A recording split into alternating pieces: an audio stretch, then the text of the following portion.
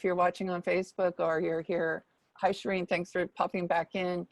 I'm very excited today to have as a special guest a gentleman who has kindly hosted seminars for me before the past years. Very, very knowledgeable about 1031 tax exchanges, teaches and is a leader across the country. Mr. David Gorenberg with Wilmington Trust is our guest speaker today. Thank you, Susie. We coincidentally have Shoji screen, so it's not planned. This is our home office workarounds.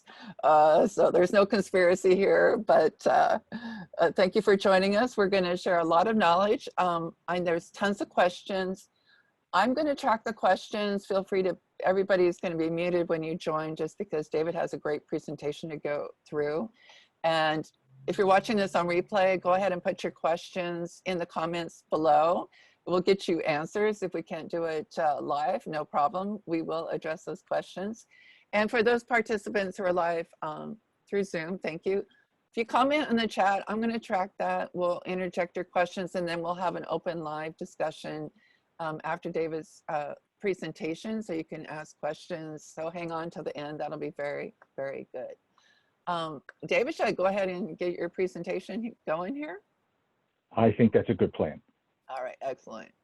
So while she's getting the presentation up, let me just share a thought. In the past, when Susanna and I have done these presentations, we've either had a breakfast or a lunch or a dinner. So I'm going to suggest to you that you please feel free to help yourself to whatever you have in your refrigerator and assume that Susanna and I bought it for you for today's lunch.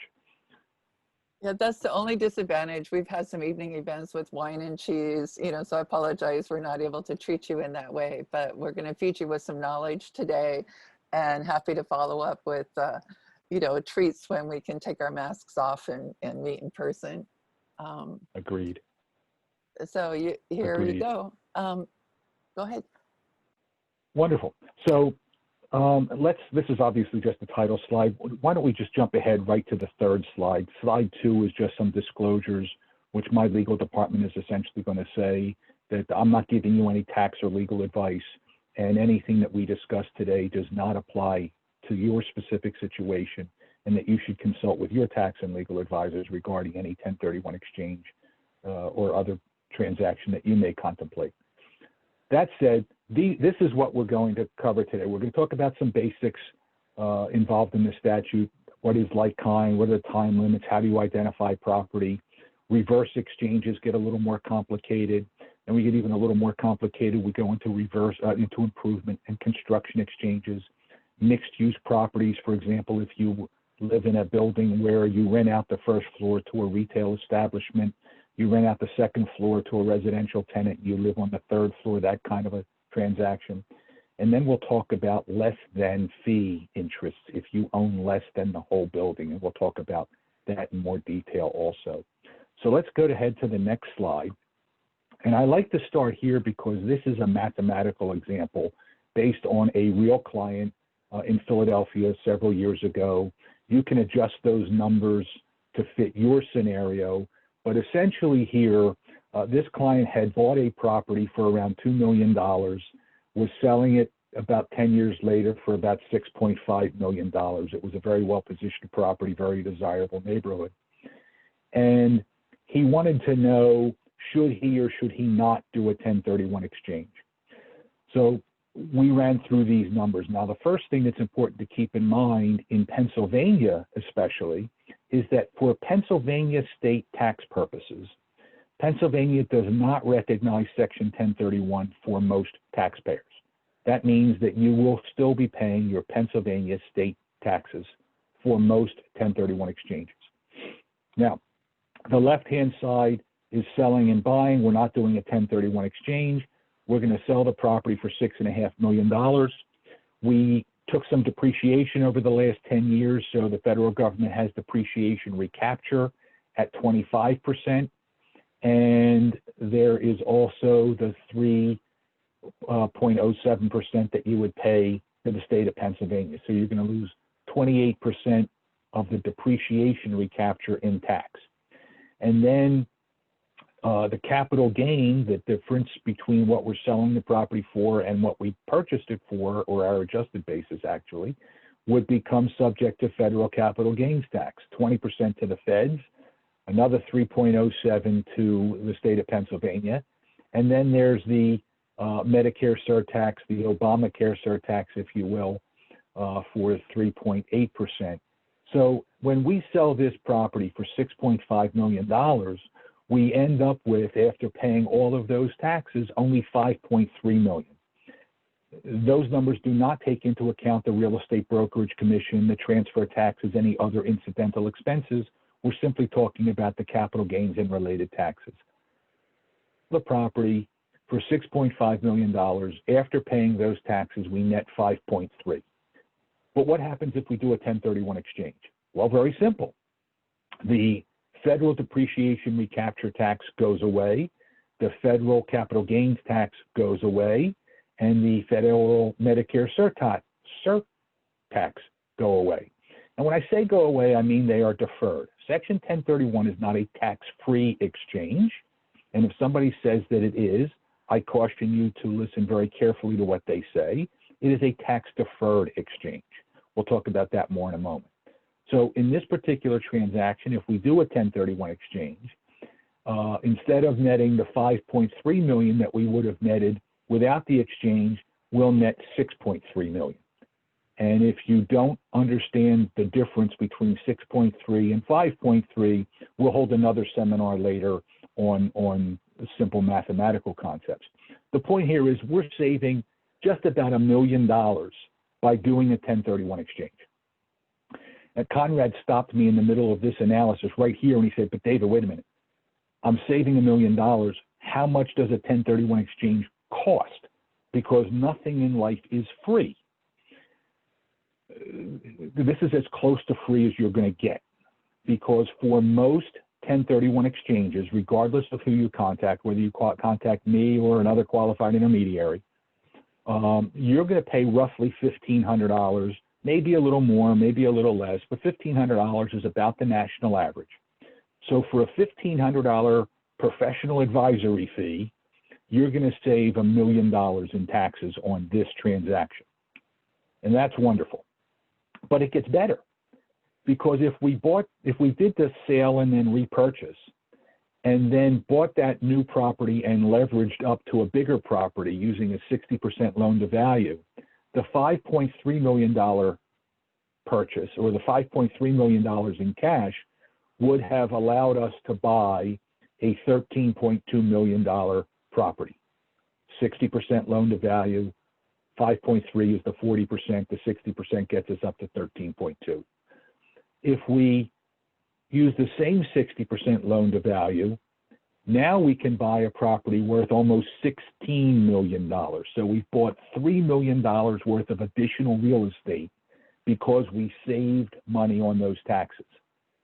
And assuming, so that's a 20% increase in additional purchasing power, and assuming a 6% cash flow on the building that we purchase, whether it's the 13.2 or the 15.9, we're going to get an additional $157,000 in cash flow in the first year.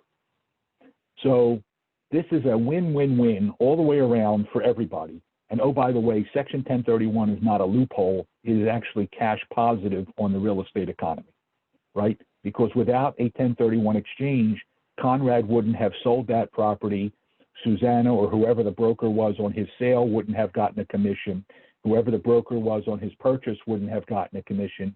And none of the other professionals involved in those transactions would have been paid. So 1031 is cash positive. Now, I said a moment ago that Section 1031 is not a tax-free exchange, it's a tax-deferred exchange. And by that I mean we're not paying the taxes today when we sell the property. We're not paying the taxes next April 15th when we file our tax return.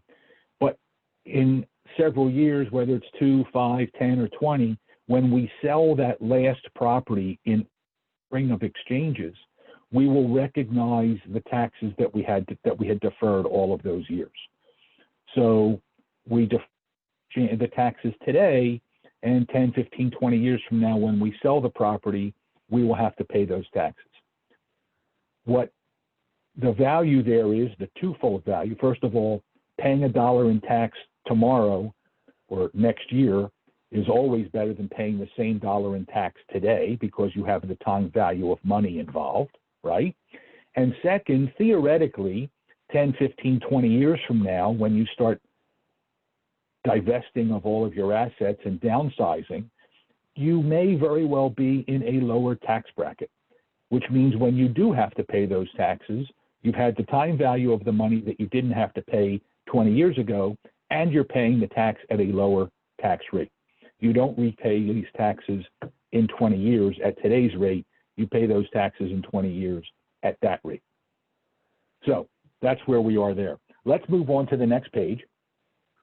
And now let's start getting into the meat of Section 1031.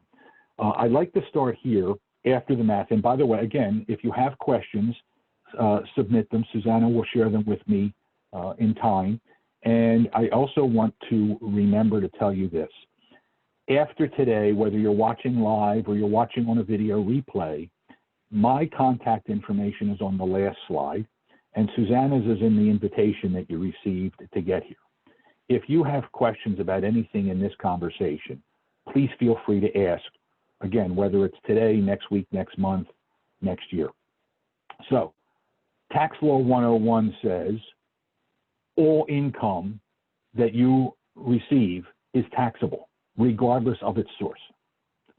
So even illegal income such as embezzled funds, stolen funds, money that you receive from selling booze or whatever it may be is taxable, and you're supposed to report it on line 21 of your 1040 form.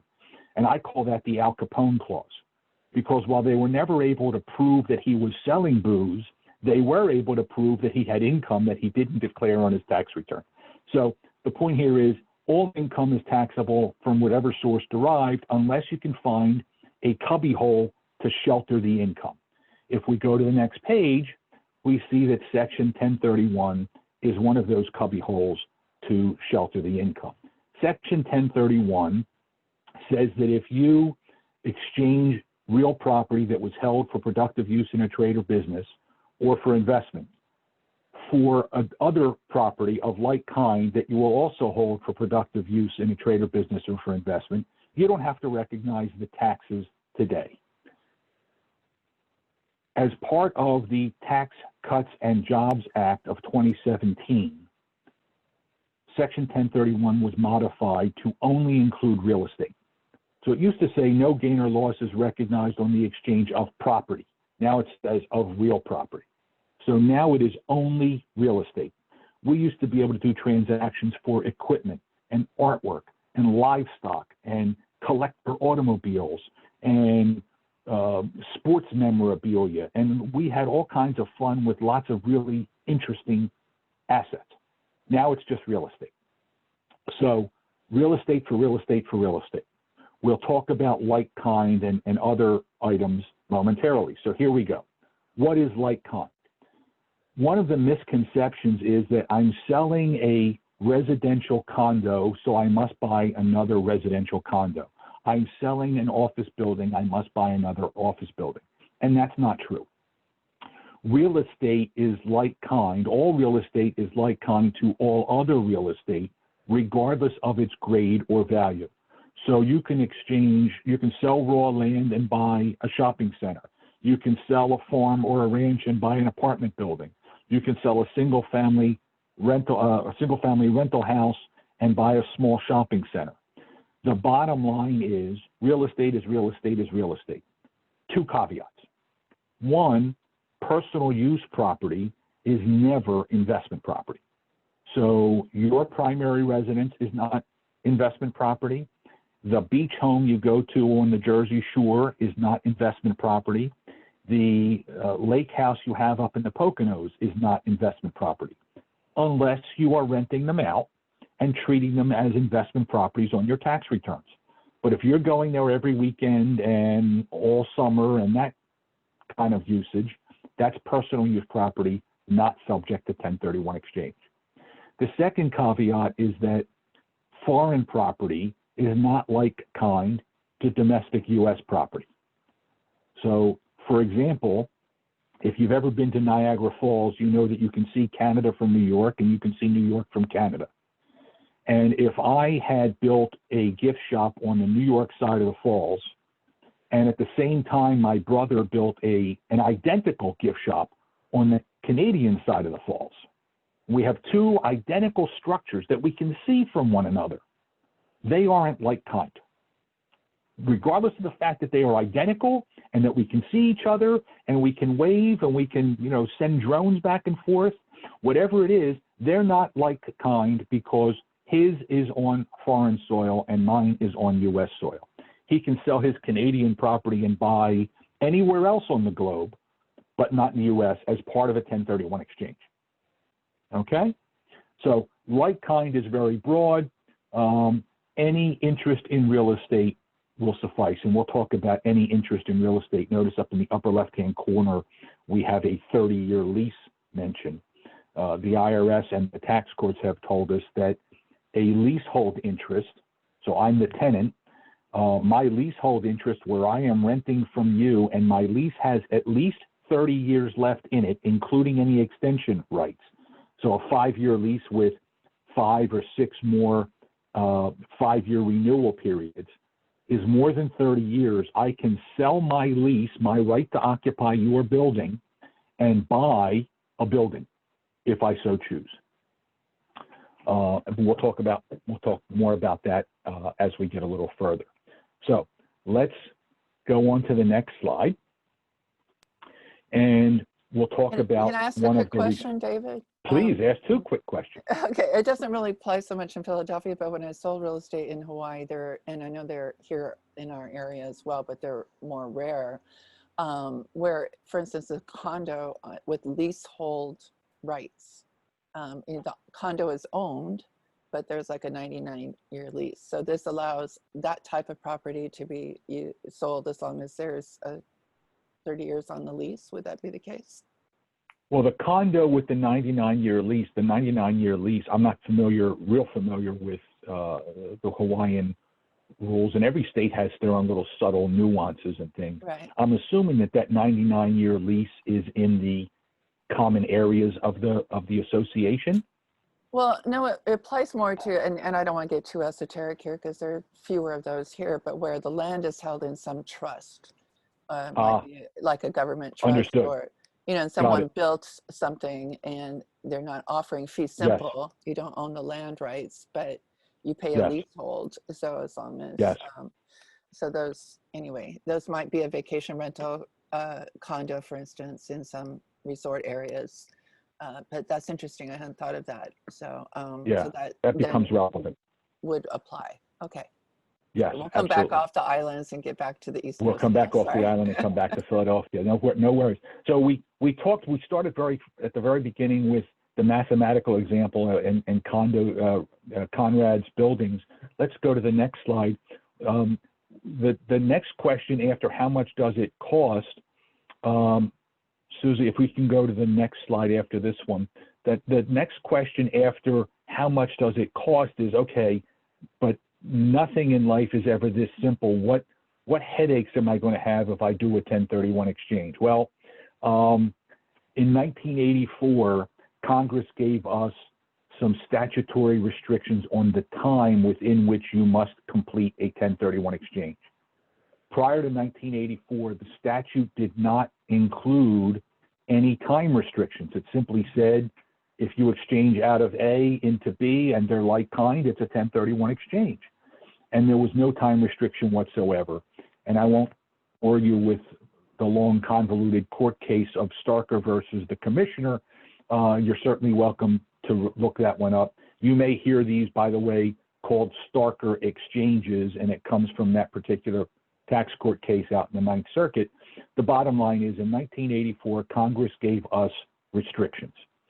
So the restrictions include that within 45 days after the sale of your relinquished property, you must identify a short list of potential replacement properties. And within 180 days of the sale of that relinquished property, you must close on the acquisition of something from that list.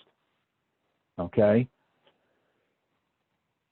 45 days, it's 180 days, or the due date of your tax return, whichever comes earlier. So if I sell my relinquished property on November 1st, 45 days will get me into December, that's fine. 180 days will get me out to May. May is after my April 15th tax return deadline. This year is different for many reasons, but typically your tax return deadline would have been April 15th. 180 days from November 1st would be around May 1st. So you would either need to complete your 1031 exchange on or before April 15th, or file for an extension on your income tax return. Filing for an extension is easy, and it's almost always granted if you file the form, check the check boxes, and include a check, but you can file for an extension on your tax return. You cannot file for an extension on your 1031 exchange. The statute is what the statute is, and when I first started doing this, I would tell you that the 45 and 180-day deadlines are carved in granite, hermetically sealed, laminated, and you can't ever open them. Starting with 9/11 and Katrina, the IRS recognized that there are times when we need to provide a safety valve. So typically under the situation where we have a presidentially declared disaster, we are entitled to an extension if we are in that disaster area. So when Katrina barreled through New Orleans, those folks got an extension, but those of us up here on the Northeast coast who were not directly affected by Katrina didn't get an extension. Similarly, 9/11, if your relinquished property, your replacement property, or any of the professionals involved in the transaction were in any of those targeted areas, you would have been the recipient of an extension, but the folks over in Seattle, for example, would not likely have received that extension. Under the COVID situation now, there was a notice issued by the IRS in April that granted extensions to everyone, almost everyone, to July 15th, regardless of what your deadline would have been. So if your 180 days was going to expire on June 1st, you would have been granted up to July 15th. Very unique situation, not likely to happen often. Hopefully it never happens again in our lifetime where every taxpayer is going to be the beneficiary of an extension like we have in this particular notice. But the bottom line is 45 days to identify, 180 days to complete the acquisition, and you must acquire something that you've identified. So if we move other way, if you don't mind, to the next slide, I believe it would be slide number 9. There we go. So if you want a visual, I know some people are visual learners and some people learn other ways, but if you're a visual learner, this is what a 1031 exchange dance might look like. If you're the taxpayer, we're calling you exchanger here in this transaction. You're going to sell your property to the buyer and you're going to give them a deed. And the cash that otherwise would have gone to you is going to come to the qualified intermediary, to me. So I'm Wilmington Trust 1031 Exchange LLC down at the bottom. I'm holding that cash for you. You have 45 days from the date of the transaction to identify your replacement properties. You have 180 days to complete that acquisition. And when you're ready to make the acquisition, there will be some forms to complete, and we will send the money on your behalf to the seller. And the seller will give a deed directly to you for the purchase of the property. So as far as the buyer and seller are concerned in their respective transactions, I almost don't exist. They still get a deed or they still give you a deed. The qualified intermediary never shows up in the chain of title, but we only held possession of your cash for you to comply with other portions of the regulations dealing with Section 1031. So this is the visual. Now, If you're only going to remember 2 slides from this entire presentation, I want you to remember the next slide and the very last slide. Or if you're only going to keep 2 slides, and you can keep 2 slides on 1 sheet of paper, keep this slide and the last slide. And again, the last slide is where my contact information, this is 1031 exchange boiled down to 1 page, okay? To obtain complete deferral of your capital gains taxes, you want to ensure that you receive nothing other than like-kind property. So you sold real estate, you're going to receive real estate. You don't also want to receive a boat, for example, because the value of the boat would be taxable. We call that boot. I call it boot because it comes around and kicks you in the behind. I don't know why the IRS chose the word boot. I'm sure there's something somewhere in the code that would explain that. I've never looked. You're also going to ensure that you adhere to your 45 and 180-day time limits. You're going to identify within 45 days. You're going to identify and acquire within 180 days. To ensure that you obtain complete deferral, you want to ensure that the replacement value is worth equal or greater value than what you relinquished. So if you sold for $500,000, you're going to buy for $500,000. Technically speaking, if we sold for $500,000 and you had brokerage commission and transfer taxes and attorney's fees, that $500,000 may become $450,000, whatever the number may be. That becomes your target replacement value. And when we buy the new property, you're going to have attorney's fees and title insurance and other transaction costs. So maybe you only buy for $430,000, but by the time you add those costs on, we get grossed back up to $450,000 again.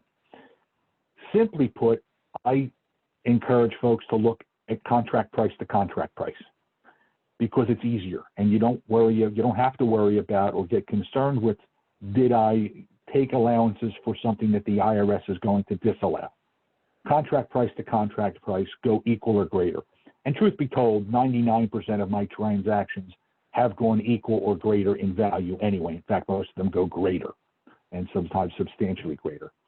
You also want to ensure that you have equal or greater equity in the property. So if we sold this property for $500,000 and we paid off a note to M&T Bank for $100,000, we have $400,000 in cash, we have $100,000 in debt. When we go to buy the next property, that $400,000 in cash that the qualified intermediary was holding in escrow, you absolutely want that money to go into the transaction first. Even if your lender says, but I can get you qualified for this gymongous loan so you don't have to put up so much money, that's well and good, but for 1031 exchange purposes, your cash must go in. And any cash that ends up in your pocket at the end of the transaction becomes a taxable event. So you want to ensure that all of your equity goes in. Now, if you take this line and the preceding line going equal or greater in value, then the next line sort of works its way out. And the common mantra is equal or greater debt. And truth be told, many people will say, okay, well, I had 80% equity and 20% debt, so I'm going to buy my next property on the same debt to equity ratio. And that works too, again, so long as your value is the same. But if you trade equal or up in value and all of your equity goes in, then the debt line works itself out. The other thing that I think is paramount is that the taxpayer must avoid even constructive receipt of the cash, meaning the cash can't go to your real estate agent, the cash can't go to your attorney, your accountant, it can't stay at the title company, it must go to a qualified intermediary, and the qualified intermediary has documentation establishing this tax preferred relationship between them and you as the taxpayer. If you have even constructive receipt, right, the cash went from closing to your attorney's trust account, that taints the exchange and it's forever poisoned and can't be undone unless we go all the way back and redo the transaction all over again, far more headache than it's ever worth. I've never seen that done successfully. So you want to ensure that you have a qualified intermediary involved. I would suggest that if you're considering a 1031 exchange, I'm going to paraphrase the joke about voting in Chicago, vote early and vote often. You want to contact the qualified intermediary as early as possible in your transaction, and you want to communicate with them as often as possible. I am unaware of any qualified intermediary that bills an hourly rate for answering questions. We would much rather speak to you the day that you list the property, the day that you got a contract for the property. That allows us to work with you to ensure a smooth closing that is in compliance with Section 1031. But if you call us the day of closing, or worse, the day after closing, you run the risk of not being, certainly the day after closing is too late. We can't help you. If you call us on the day of closing, it may not be able to happen. So call the intermediary early. Get us involved early. We need to make sure that the transaction is structured properly.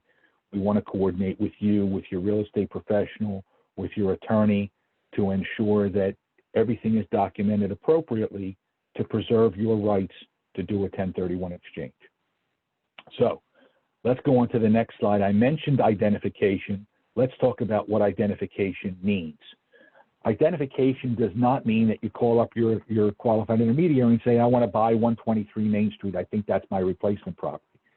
The regulations say that it must be in writing and signed by the taxpayer and delivered to the qualified intermediary. The description of the property must be unambiguous. So you can't simply say a unit in the Dolphin View condominiums. You have to say Unit 2J. You can say Unit 2J, 123 Main Street, Bryn Mawr, Pennsylvania. That works. You can say, for example, if you're buying an entire building and it has a name, like the Mayfair apartment building is the example given in the regulations, or 1 Liberty Place, Philadelphia. The idea here is it has a distinguishable name and that anybody in that community would know what the building is. I have a hard time believing that anybody who is familiar with Center City, Philadelphia doesn't know what 1 Liberty Place is, right? So it can be a distinguishable name. It can be a street address. It can be a meets and bounds legal description if that's what's involved. But whatever it is somebody with reasonable familiarity with the community should be able to pick up your identification and say, yes, I know where that property is. I know what that property is. This all must be submitted to the qualified intermediary within the 45 days. Now, if you submit early, like on day 10, you can change your identification as often as you wish up to and including day 45. Each new identification should specifically revoke the prior identifications, but whatever is the last identification, and truth be told, almost always we get one identification from the taxpayer. Every once in a while, on day 30, they'll say, oh, due diligence failed on this property. I'm pulling it off my list. I'm putting that one on. So that's what identification looks like, okay? Now, how many properties can we identify? Let's go to the next slide.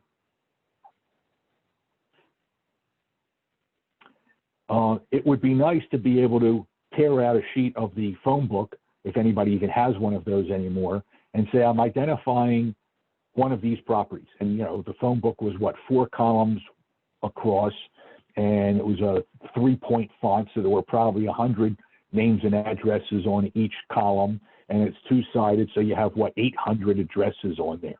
And even if 10 or 20% of them were duplicated, you still have 650 or 700 addresses on there. That won't work. The IRS has given us 3 rules. Actually, more appropriately, Congress has given us 3 rules. We have these 3 rules in front of us. We start at the top of the page. If we satisfy the first rule, we can ignore the next 2. So the first rule says identify up to 3 properties, no further questions asked. And if you're only going to buy 1 property and you only identify 1 property, that's cool, that's easy, no big deal. But what about a situation where you choose intentionally to identify 3 properties? You can do that. There are some restrictions. Now, if you're identifying 4 properties because you want to buy 4 properties because it's part of your estate plan, for example.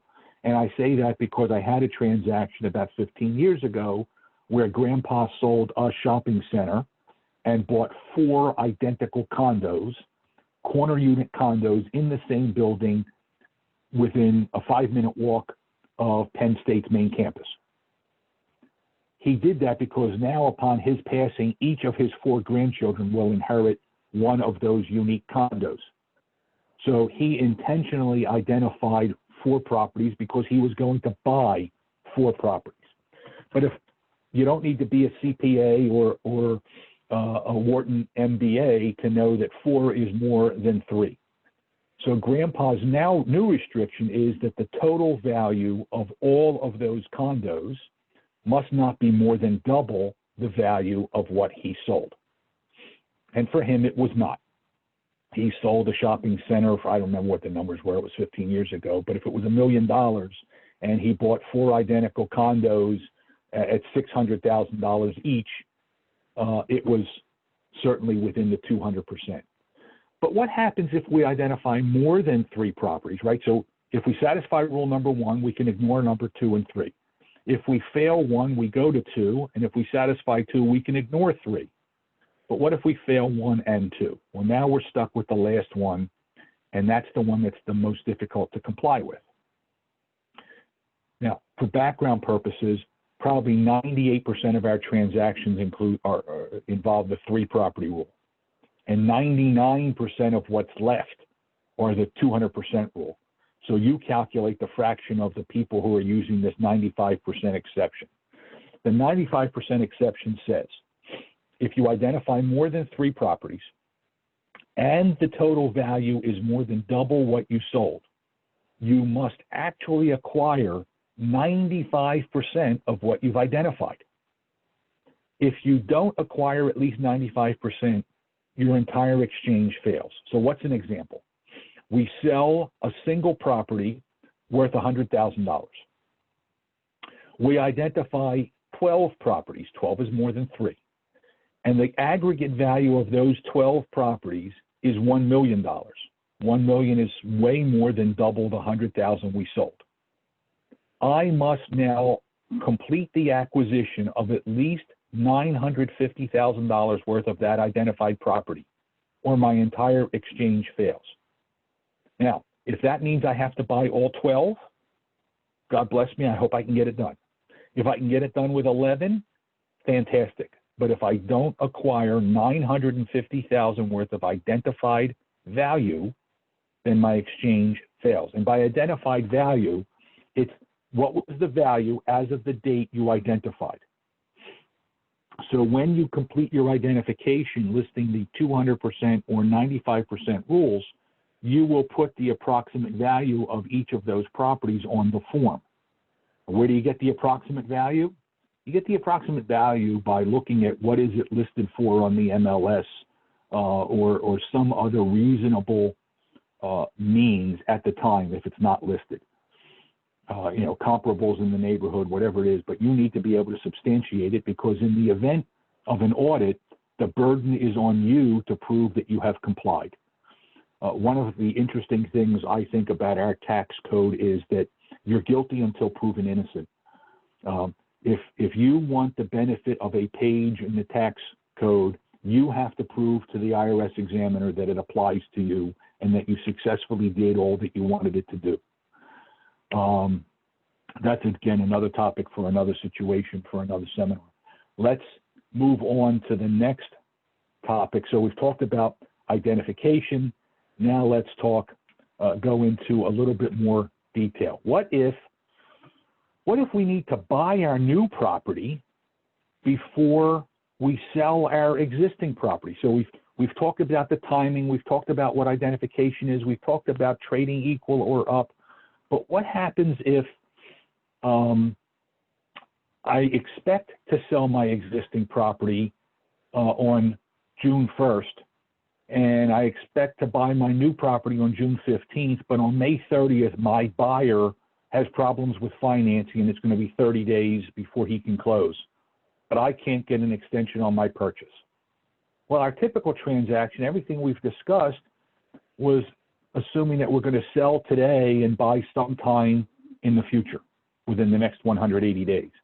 But now I need to buy my new property before I can sell my old property. Some people intentionally buy their new property. Let's go to the next slide. Some people will intentionally buy their new property before they sell their old property because, for example, maybe Susanna calls me up and says, David, I have this unit available. I can get it for you for $500,000 if you can close in 10 days. But if you can't close in 10 days, I'm going to list it for 6. Well, maybe I need to buy that property real quick then because I was thinking of selling my other property anyway, and she's getting me a nice discount on the property if I can close within 10 days. So I'm going to jump on that opportunity. Maybe I need to buy this new property because I have my law firm in a building that was only ever big enough to seat 20 people, but I now have 30 people working there. So we're sitting dangerously close, certainly not socially distanced in this space. So for whatever reason, I now need to buy my new property before I sell the old. We can do that. And the IRS has given us a set of steps that we must go through. What now will happen is you need to acquire that replacement property in a special purpose entity, a specially created LLC for the exclusive purpose of buying this property. And I'm going to pause for a moment to apologize for how fast I'm speaking because we have a lot of ground to cover and it's harder for me to keep track of time when I don't get to see all of your smiling faces in the same room with us. So you're now going to create an LLC to acquire this replacement property. So let me call it New Property LLC. You are the sole member of New Property LLC. And on the date of closing of that purchase, remember, you still own your existing property. On the date of the acquisition of that property, you can't own the new and the old and claim it's an exchange. So at the moment of acquisition, you're going to transfer your membership in the LLC to the intermediary. We are going to hold title. We're going to hold the membership interest in the LLC as an exchange accommodation title holder. We will now hold title in that real estate for you in that LLC. There are all kinds of documents between you and me. There's a mortgage, there's a lease. You get to operate the property as if you own it, but you don't own it. You're going to do whatever improvements you're going to make. You're going to rent it out to whatever tenants you're going to rent it to. You're going to do all of those things that you would have done if I wasn't involved, but I own the property for you. And you have the protection of a mortgage that guarantees that I'm going to give you back the property. And the mortgage and the note have 2 clauses in there that work hand in hand and reciprocal with one another. One is an absolute call right. That meaning that you have an absolute right to receive that property back on day 180 or earlier if you meet the other statutory requirements. And if you don't exercise your right to demand the property, I have the absolute right to ensure or to insist that you take the property back from me, okay? Also on day 180. So one way or another, not later than 180 days from when we start, you're getting your property back. And this is one of those situations where choosing your qualified intermediary becomes very important. It's one thing if you're holding cash, if the intermediary is holding cash and the cash is in a bank. But if I'm holding title to property, getting that back from the intermediary, not me, if the intermediary is holding title to property and the intermediary then goes bankrupt, and now you have to fight to get your property back out of the bankruptcy court, not very easy to do. We'll talk about that in a moment. So now the intermediary, the exchange accommodation title holder, is holding this property for you. Sometime during the next 180 days, you're going to sell your existing property. And when you do, we will complete all of the additional paperwork to transfer to you now your membership interest in that LLC so that you can have the property that you had intended to acquire all along. Now, I've seen some people intentionally buy their new property before they sell the old property. If they are cash flowing rental properties, think about this for a second. I own a 4-unit residential rental, fully occupied, cash flow positive. I'm going to buy a slightly larger, slightly more expensive 6-unit residential rental, fully occupied, cash flow positive. And I structure my transaction so that I make my purchase on day 1 and I make my sale on day 179. During those 179 days, I now have double cash flow. How's that for a genius move? So a reverse exchange is going to cost more to set up and to administer, but I'm doubling my cash flow, or in this case, going from 4 units to 6 units, I'm probably more than doubling my cash flow. Now, I mentioned it's going to cost more. At the beginning, I said that a typical forward exchange, a plain vanilla, simple, sell one, buy one forward exchange, on average around the country is going to cost you about $1,500. If there are more properties involved, if there are more parties involved, if there's other hairy stuff involved in the transaction, it could go up. But bottom line is, on average, simple forward exchange, about $1,500. A reverse exchange, where we are buying first and selling second, again, on average around the country, those fees are going to start at around $4,000 and go up from there. Several years ago, I was involved in a transaction, and we're going to talk about this on the next slide, where the client was buying underdeveloped property in Florida and was going to be making improvements to the property during the period of the exchange. And because of all of the additional work that was going to be involved on my office, we were going to be paying contractors basically every Friday for 6 or 8 weeks. I quoted a fee of $40,000 and they accepted. So again, depending on the complexity of the transaction, there is virtually no limit to what you can cost. Now, we're not talking about grandpa's $1 million shopping center to 6 condos in State College. We're talking about a very complex transaction. Let's go to the next slide where we'll talk for a moment about improvement exchanges. So improvement exchanges start similarly to reverse exchanges in that, first of all, they can be forward or reverse. We can sell our relinquished property first, or we can start the improvement of the new building first. But again, we're going to have an exchange accommodation title holder take title to the membership interest in the LLC that owns the property. And the intermediary is going to be instructed by the taxpayer to make disbursements to the various contractors over the course of the next 180 days. Now, my example here shows pictures 2, 3, and 4, a rather aggressive situation here where we started with raw land and we went all the way up to this beautiful shiny new glass building. We're obviously not going to get that done within 180 days, but it's illustrative. The improvements need to be identified. So we sell our property on day 0.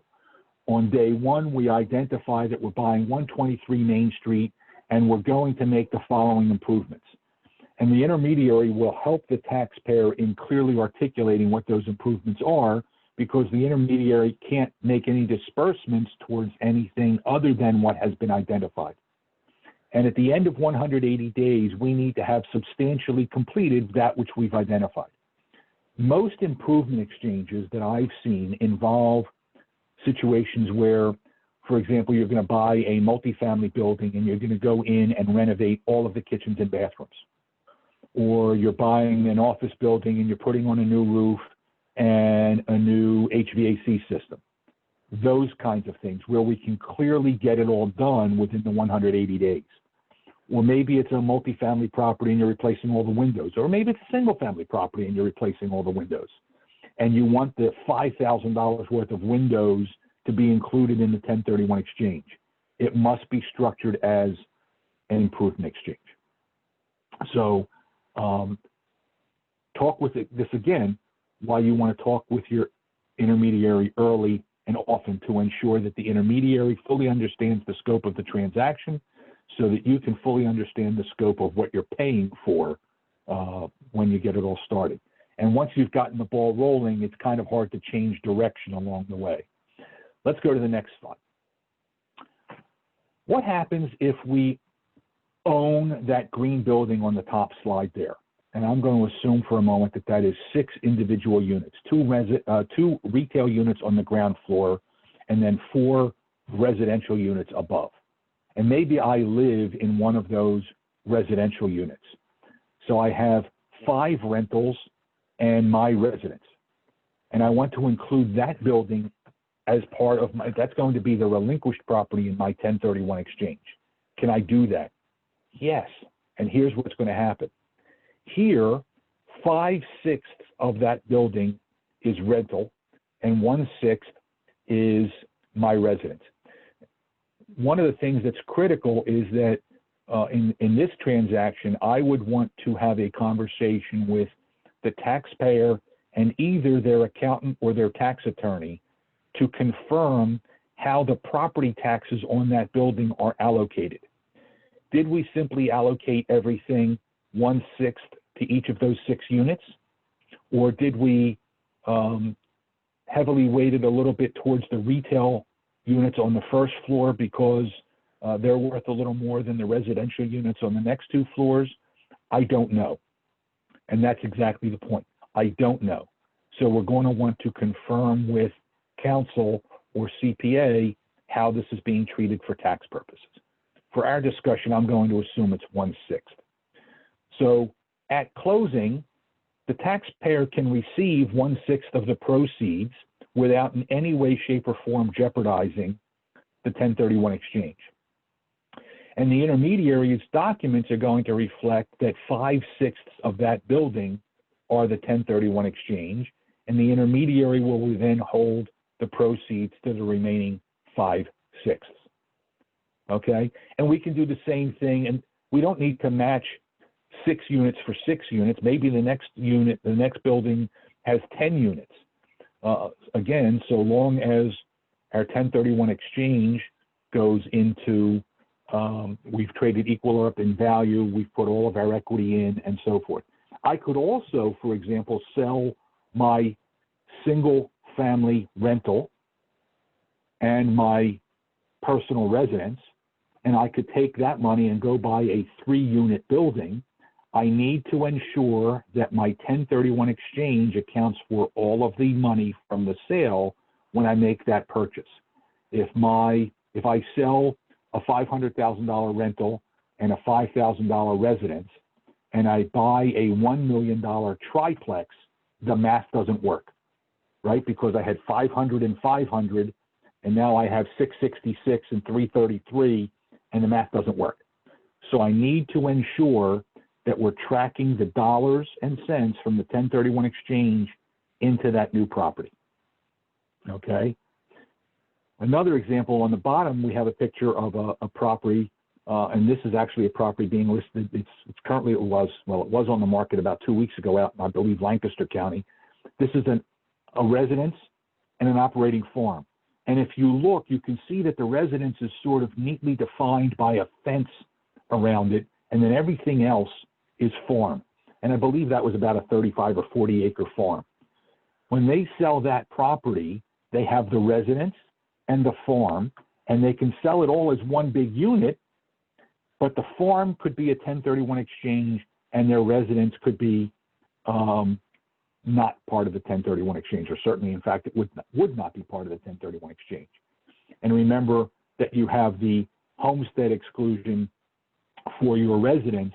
So whether you're single or married, you're going to take the homestead exclusion on that portion of the capital gains, and the rest of the property you would handle for with your 1031 exchange.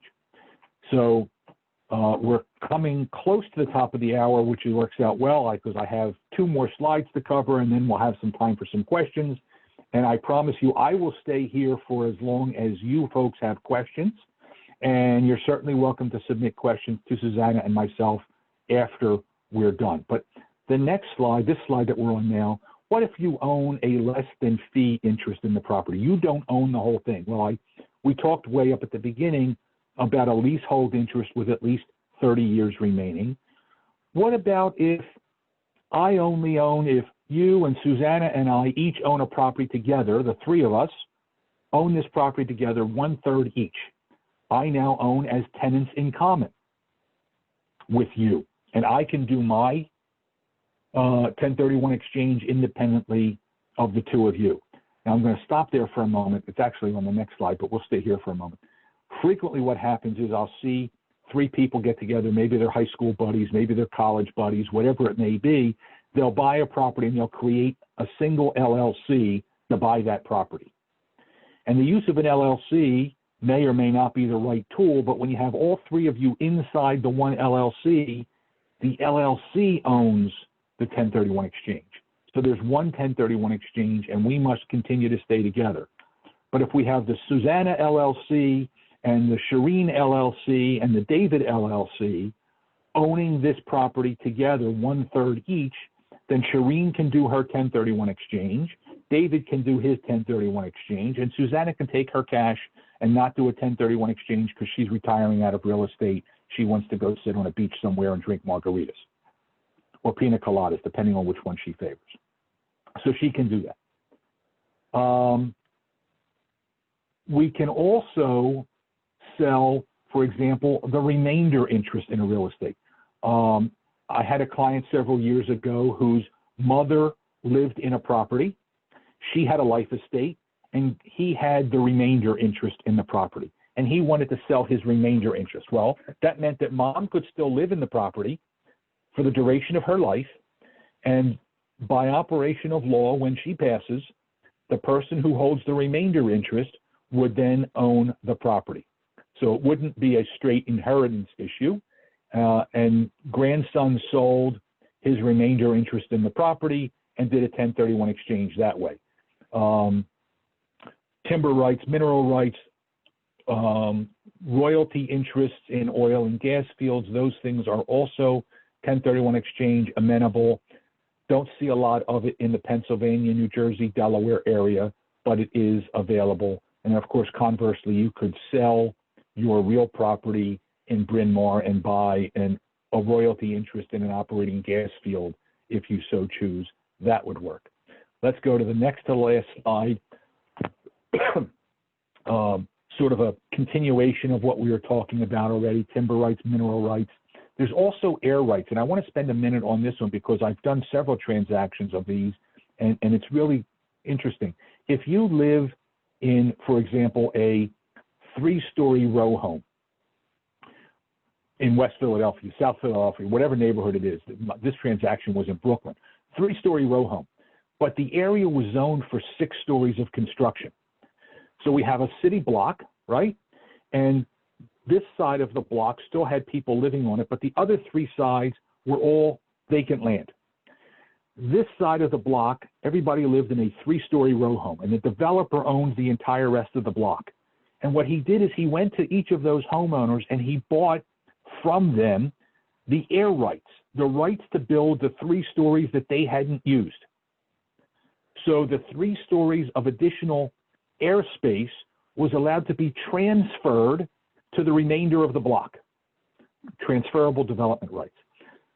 Another way that it's done, I have a farm on the east side of the highway. You own 100 acres on the west side of the highway. I sell my development rights. I transfer my development rights to you. So now I have sold everything above the grass. And if both sides of the highway were allowed to have, were required to have 1 unit per 10 acres, now we could consolidate and have 1 unit per 5 acres. If it works in that jurisdiction, that's something that you can do. I could also sell my development rights to a land conservancy so that my land is now going to forever be farmland. It's preserved. And I could take my cash and I could buy condos, rental properties, whatever else it is that I want to buy with it. So that's an awful lot of real estate, pardon the pun, that we've covered in the last hour. I'm going to pause here and take some questions. I'm sure, Susanna, you've received a couple while we've been talking.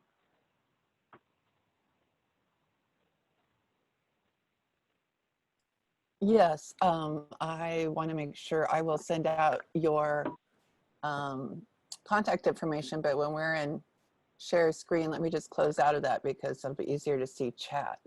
I do have some questions that were sent to me while you were talking, and I think that you answered some of them, but it might be worth discussing.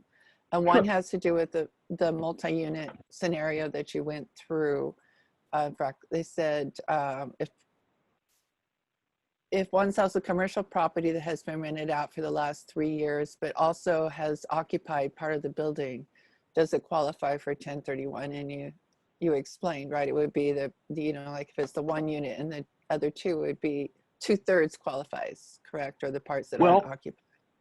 Yeah, so if it's all commercial, right? If 1/3 of it was my residence, then the third that was my residence doesn't qualify.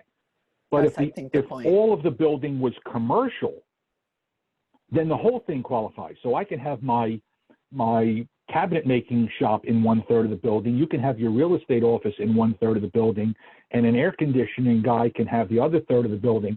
That entire building is now business or investment property, and the entire building is 1031 exchange. It's business or investment use, but not personal use. So my business was there, not my personal residence.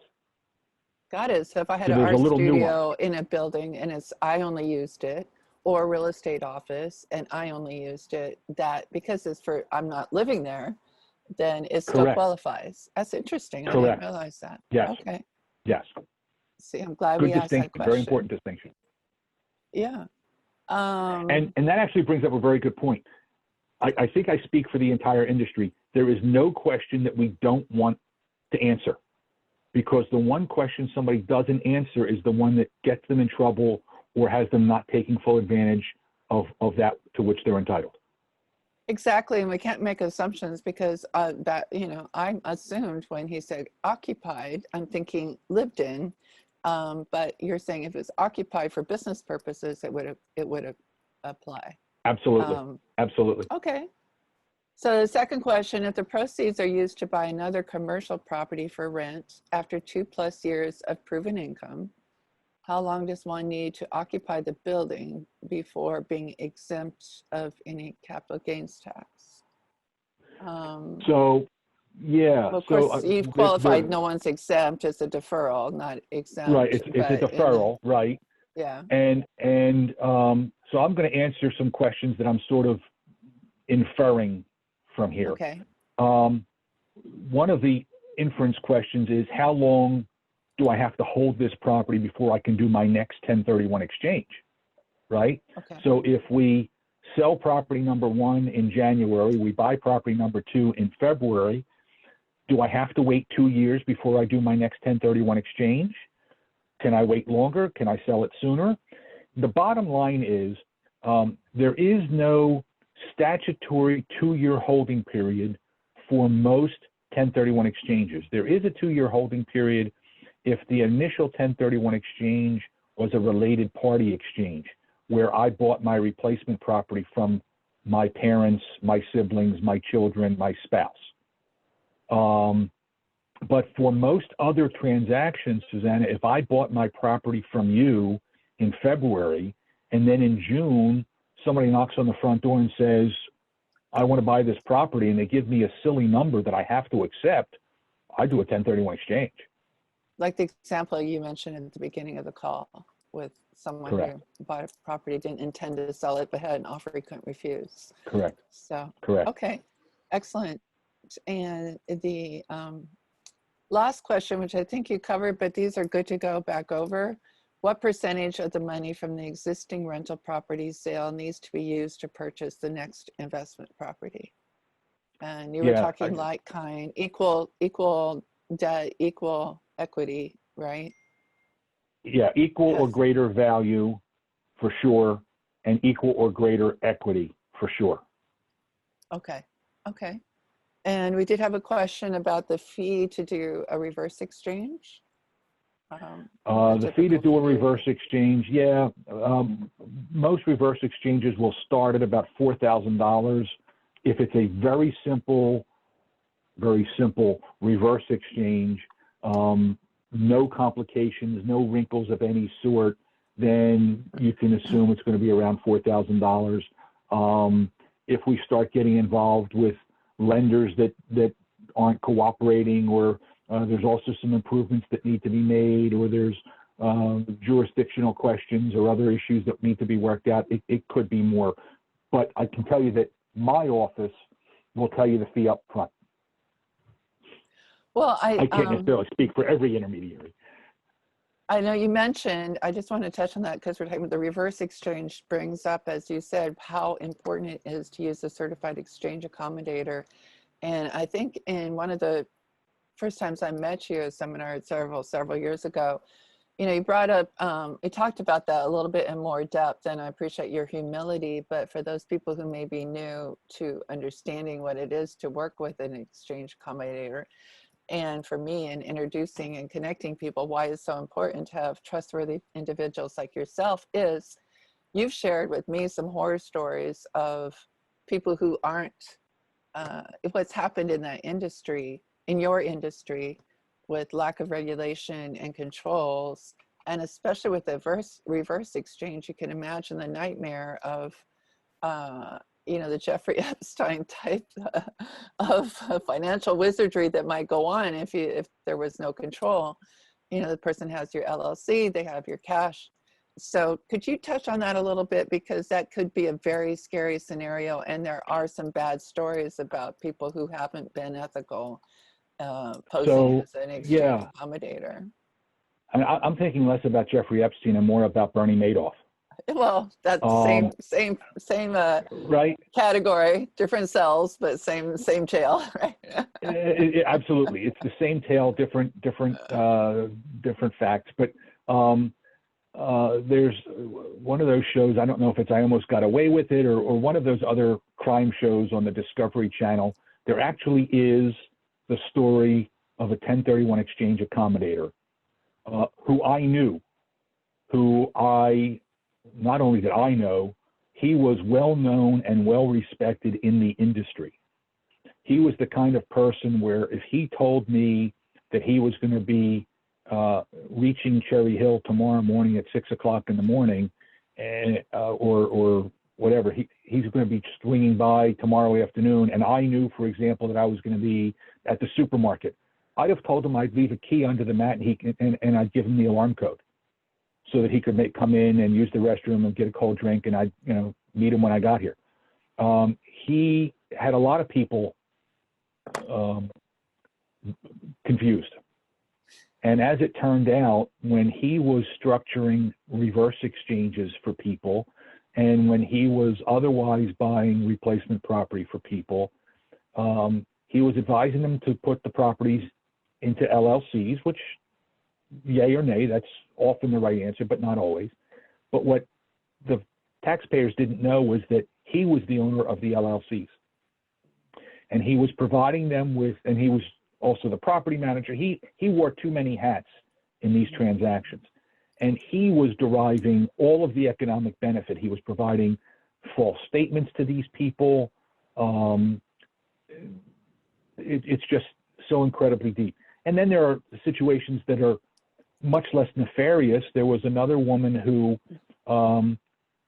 almost as well known, almost as well respected, was an employee in a 1031 exchange company. She bought the 1031 exchange company.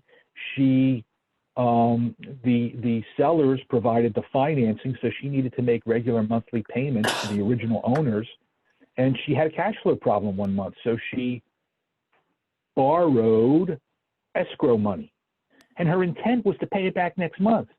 But the cash flow problem continued into the next month and into the next month. And she finally got 4, 5, 6 months down the line, and she was running short on money to pay to return to you to make the purchase on your replacement property. And there was only so far she could go. She ended up committing suicide. So I'm not going to speak ill of any of the existing intermediaries, because to my knowledge, they're all very fine people. We have a very fine professional association, nowhere near as big as the National Association of Realtors, but we get together every year for a convention. This year, our convention in Chicago was postponed to next year, and our convention will be a Zoom convention, but that's okay. And we all get together, and we're all friendly competitors, and we all speak to one another, and we teach one another at these seminars how to improve our businesses, how to act ethically. I've spoken several times on professional ethics at these conferences and on other topics. And every one of the people with whom I have spoken at these conventions is a fine, qualified intermediary. The people who aren't part of the association, I can't speak to because I don't know them. But it is important to do due diligence on your qualified intermediary to ensure that your money will be there in 180 days when you go to complete your exchange, or less. So something that you and I were talking about before we went live that I wanted to bring up, sort of a timely topic, because one of my passions in sharing information is not only how we can use and share real estate information to help build and preserve wealth, but strategies and tools such as you present with the 1031 exchange can also be a critical tool in your tool belt, so to speak, to navigate through challenging times like we're in right now. And this is part of the out of the box type thinking. One of the things, I work with a lot of, talking to a lot of different clients in different situations. I've had guests who are working with investors where their tenants aren't paying the mortgage, and, their lawyer that works with, arranging forbearances and making sure that the owner's protected and what that means, et cetera. So at any rate, long story short, many very successful investors in today's world are finding themselves in some uncomfortable situations where, they may have multiple properties. If the tenants are not able to pay rent due to COVID, and there may be some measures for help under the CARES Act, but ultimately, it's not necessarily going to rectify at the end of the 6-month forbearance for them, or then consequently for the homeowner or the investor, the landlord. So we were discussing, why wouldn't a 1031 exchange, not only to preserve capital gains, but also to strategically move your investments into an area where tenants aren't as at risk, or a different type of an investment property. Maybe it's time to go commercial, or maybe it's time to move an urban investment property into a suburban area. Those types of strategies, could be good for thriving, not just surviving in the midst of the type of economic challenges that we're all facing right now. You bring up an interesting point. And over the years, I've worked with, I can't even tell you how many thousands of investors over the years, and everybody has a different business plan. I worked with one man who only invests in properties that he makes available for Section 8 housing. Well, personally, I wouldn't want Section 8 housing as part of my portfolio, but that doesn't mean it's the wrong investment. I had another client who only invests in buildings with government tenants. I wouldn't want those in my portfolio either. Another client who only invests in buildings where the tenants are national credit tenants, like, Arby's or Best Buy or Home Depot, or I don't want those either. So there is no one right business model that's right for everybody. Right. I know some people, I do have some people who have a mix of commercial and residential and retail and whatever, and that's fine. But your point is well taken. And maybe, one of the reasons you do a 1031 exchange, nobody does a 1031 exchange to defer paying capital gains taxes. The easiest way to defer paying capital gains taxes is to not sell the property, right? If you don't sell it, there's no tax due. But if you're going to sell the property, you're going to do a 1031 exchange. So why might you want to do a 1031 exchange? Well, if I know that in 5 years I'm going to be retiring to North Carolina, maybe when the tenants in my current properties leave, instead of putting them back on the rental market, maybe I'll put them on the for sale market, and I'll start buying replacement properties in North Carolina so that when I retire, my portfolio is down there. Maybe instead of having my properties near the Delaware River, I want my properties near the Atlantic Ocean. Maybe instead of being in Philadelphia proper, I want to be out on the main line. Maybe instead of being on the main line, I want to be out in Lancaster County or Centre County or any of the other counties, right? Maybe I want to be in a completely different part of the country. Those are all wonderful reasons to do a 1031 exchange. And yes, if my current portfolio includes properties where the tenants are asking for forbearance under the CARES Act, then maybe when those tenants' leases expire, maybe it's time for me, maybe. I'm not saying that this is what I would do, but certainly a landlord could say this is a good time to sell that property and move it uptown, pardon George Jefferson for a moment, right? Well, on the flip side, one of the things I've heard from some people are moving into HUD type properties, moving their money into that type of property because of the secure rent, for instance. You know, so everybody's scenario, like, as appreciate what you're saying, is different. And as I shared with you before, I mean, you know, it's just important for us to open our minds to the possibilities, because some of the luxury sellers on the main line that I talked to, you know, they rented it out. It was on the market 2 years ago. It didn't sell successfully, so they may have a tenant in there for a year or two. That was not an investment strategy. However, if they already have another home, they've already bought their new home, that has shifted maybe unintentionally into being an investment property. Here's a prime opportunity to sell it, defer the capital gains, and maybe invest in Florida or at the shore or wherever they've moved to into something closer to home, and then look at the possibilities of continuing to build wealth through real estate. You know, taking what was a negative situation, the home didn't sell, now turning that into a positive passive income strategy. Yeah. Well, I also remember when we had the real estate downturn in 07, 08, one of my investor clients was buying properties, not as part of 1031 exchanges. He just went out on a buying spree. And he would come in and he'd buy the property, and whatever needed to be cleaned up, he would clean up, and whatever needed to be fixed would be fixed. And then many of the properties, because the way the economy was, many of them just simply were not rentable at the time, not because it was an undesirable property, but because there was nobody who could afford that property or nobody who wanted to rent that property. So he just locked the door, set the heat on 55 degrees so the pipes wouldn't freeze, and walked away and held it in his portfolio, in inventory, but in his portfolio. And then as the market softened back up again, he turned them out into the market and either rented them or sold them. And one thing we for a did profit in 1031 exchanges.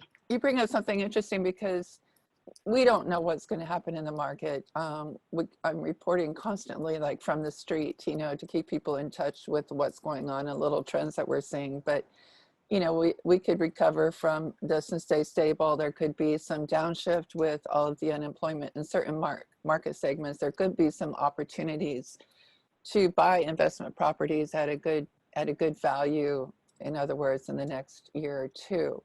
So what we haven't talked about is what you mentioned on the boot. You know, like for instance, if someone wants to do a 1031 exchange and then go ahead and pay the tax on part of that and hold that cash to be available to move quickly on maybe a distressed property or something that might be on the downward swing in the next 12 to 18 months, could also be a part of a valid strategy, right? Absolutely, and I've seen so many variations of that. I mean, one of the first was I did a transaction, it's got to be 20 years ago. This woman and her husband always lived well within their means. Any any extra money they had, they always invested it in the kids. So they always drove used cars. They never sold their house. They rarely made upgrades to it. She didn't have the latest and greatest washing machine. She didn't have the biggest TV on the wall. Later in life, I forget what property, it was a farm, whatever it was. She had a conversation. It was her and her accountant and me. And she said, well, do I have to reinvest everything? And the accountant very clearly, as you just articulated, said, no, you don't have to reinvest everything. If you pull money out, you'll just pay tax on that. And she said, well, for all of the years that Frank and I were married, we only bought used cars. We drove them until they died. We bought another used car, and everything was for the kids. And now it's just me. And I want to buy that cute little red Mercedes in the dealership window. So, she kept $70,000 out of the transaction, and she walked into the dealership and she bought a $55,000 car. That's the God kind of bless grandma that's I can relate to. Yes. But you can use that money. Well, I have another client now who started his 1031 exchange literally days before this COVID thing started, and then he identified property, and then he said, you know what, changed my mind. And he is very intentionally staying liquid rather than reinvesting within the 1031 exchange, because he wants to be an opportunistic buyer rather than one who is buying because the timeline says he has to. So he will recognize the tax bite at the end of the year, and he's well aware of that. But he is confident that somebody in the second half of the year will need to sell something that he is interested in.